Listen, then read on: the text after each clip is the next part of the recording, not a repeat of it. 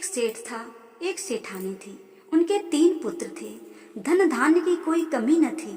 उनके यहाँ सोने चांदी तांबे का कारोबार था। सेठानी का एक नियम था कि वे नित्य ही सोने की गौरें चढ़ाया करते थे और सौभाग्यशाली स्त्रियों को भोजन कराया करती थी। धीरे धीरे समय निकलता गया। बड़े बेटे का विवाह हुआ। घर में बहू आ गई।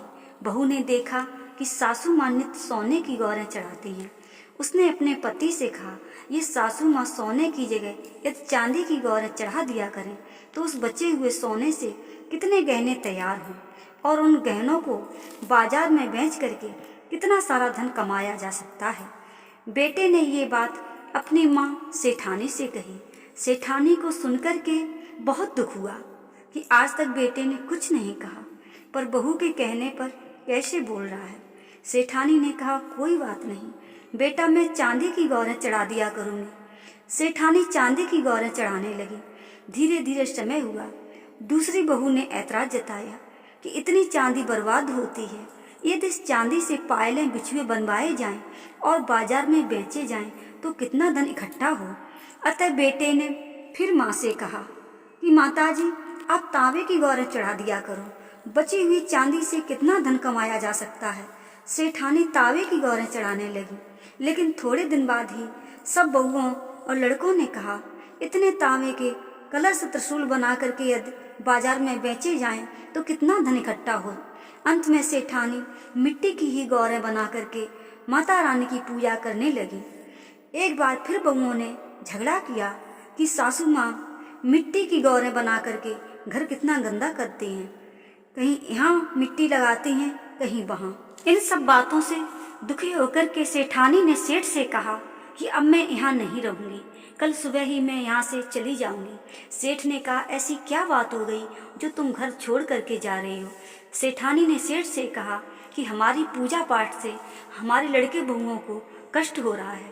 मैं अपना अपमान सह सकती हूँ, लेकिन माँ गौरी का नहीं।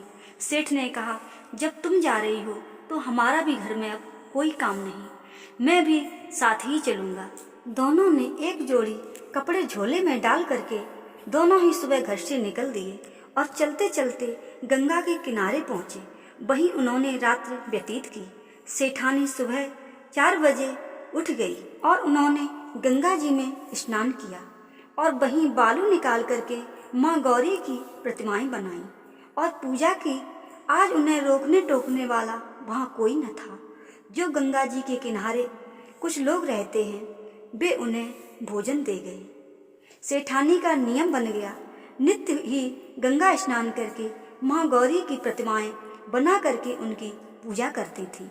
जो लोग वहाँ गंगा स्नान के लिए आते थे, वो भी माँ गौरी की प्रतिमाओं पर कुछ न कुछ चढ़ाते और माँ गौरी का आशीर्वाद लेते और सेठानी को भी प्रणाम करते।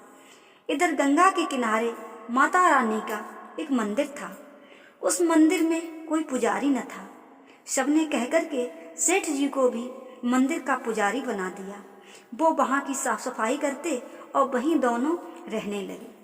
धीरे धीरे दोनों की इतनी ख्याति फैल गई कि जो बालू की बनी माता की प्रतिमाओं के दर्शन करता, उसमें कुछ चढ़ाता, उनकी सब मनोकामनाएं पूर्ण हो जाती और सेठानी जी जो आशीर्वाद देती थी वो सत्य हो जाता था।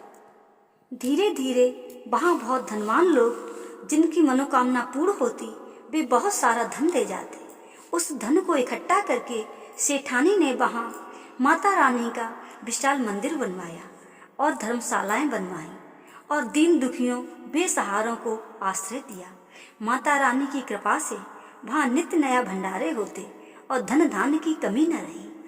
उधर सेठानी जी के घर के निकलने के बाद घर की दशा ही बदल गई। व्यापार में घाटा होने लगा, बच्चे बीमार पड़ने लगे, जानवर मरने लगे, तो घर में दरिद्रता फैल गई। बड़े बेटे ने अपनी पत्नी से कहा कि पहले हम सब कितने धनवान थे, कितने अच्छे दिन थे, कौन से देवता के प्रकोप से हमारी ये दशा हुई है। सुना है गंगा के किनारे एक मंदिर में एक साध्वी रहती है। वो नित्य माँ गौरी की बालू की प्रतिमाएं बना करके उनकी पूजा करती हैं। जो उन साध्वी के दर्शन कर लेता है, उनका आशीर्वाद ले लेता है, उसकी सब मनोकामनाएं अवश्य ही पूरी होती हैं। बड़ी बहू ने अपने पति से कहा, उनके दर्शन करने को मैं अवश्य ही चलूँगी और उनके पैरों पे गिर पड़ूंगी। उन्होंने सबसे सुना था कि सुबह ही उनके दर्शन कर लेना चाहिए जब वे पूजा कर रही हों, तो अवश्य ही आशीर्वाद मिल जाएगा। दोनों ही चल दिए और उजाला होने से पहले सुबह वहां पहुंच गए। उस समय सेठानी मिट्टी की गौरें बना करके उनकी पूजा करने ही जा रही थी। उनकी पीठ उधर थी जिस तरफ बेटे बहू खड़े थे।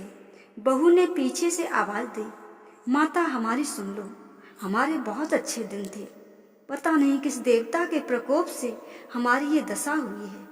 और सेठानी के पैरों पे गिर पड़ी और बोली, हे माता, तुम्हारे पास तो बहुत सा धन है, फिर भी आप मिट्टी की ही गौरें बनाती हो।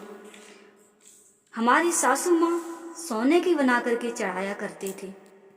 सेठानी ने कहा, बहू, मैंने तुम्हें पहचान लिया है, तुम हमारी बड़ी बहू हो और वो हमारा बड़ा बेटा है, लेकिन तुमने हमें नहीं पहचान पाया। वो सोने की गौरें जो चढ़ाती थी वो सासू माँ मैं ही हूँ तुम्हारी। बेटा, हम घर से खाली हाथ आए थे, लेकिन माता रानी की कृपा से कितना धन वैभव यहाँ इकट्ठा हो गया।